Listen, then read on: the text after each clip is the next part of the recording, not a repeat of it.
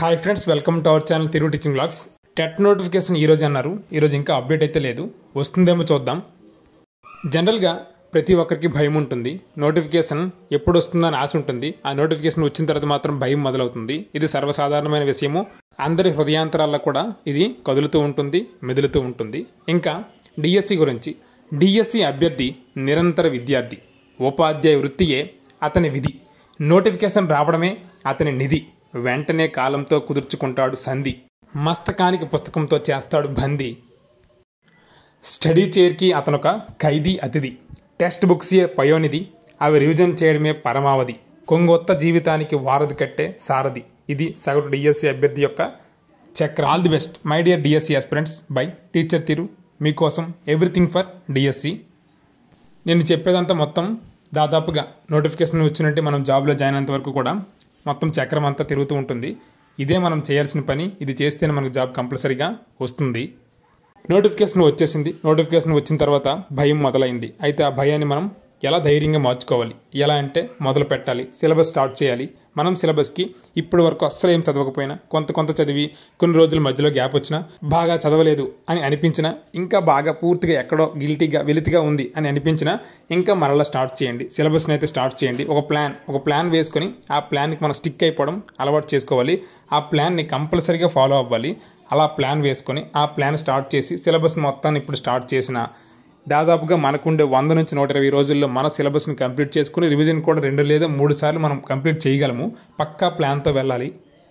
ఇప్పటి వరకు ఎన్నో టెస్ట్ సిరీస్లు రాసి ఉంటాం, ఎన్నో రకాలుగా మనం ప్రయత్నించి ఉంటాం. కానీ నోటిఫికేషన్ వచ్చిన తర్వాత ఎవరైతే 100కు 100% ప్రయత్నిస్తారో వాళ్ళదే పోస్ట్, వాళ్ళదే పక్కాగా విజయం. వాళ్ళే స్కూల్కి వెళ్తారు, మిగతా వాళ్ళైతే ఇంటికి వెళ్తారు.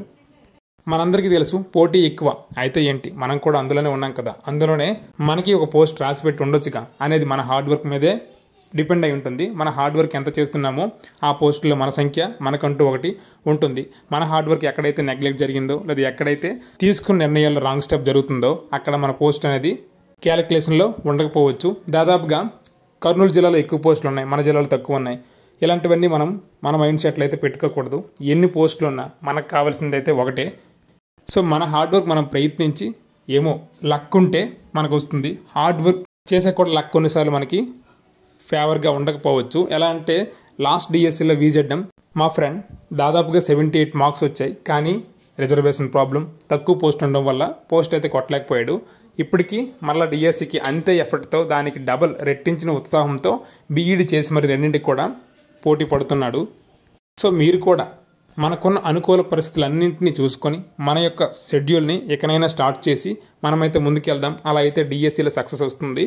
ఈ నోటిఫికేషన్ వచ్చింది కదా, మన షెడ్యూల్ అయితే ఇకనైనా 100కి 200% ఎఫర్ట్ పెట్టి ఇంకా ఇటువంటి వ్యాపకాలు ఏవి పెట్టుకోకుండా ఇంకో 100 లేదా 150 రోజులు దీనికోసమే పూర్తిగా మన జీవితం అనేలా ఉంటే, ఇప్పుడున్న ఈ పూర్తి అవకాశాన్ని మనం వినియోగించుకున్నట్లయితే ఇంకా జీవితం సాఫీగా హ్యాపీగా ముందుకెళ్తుంది.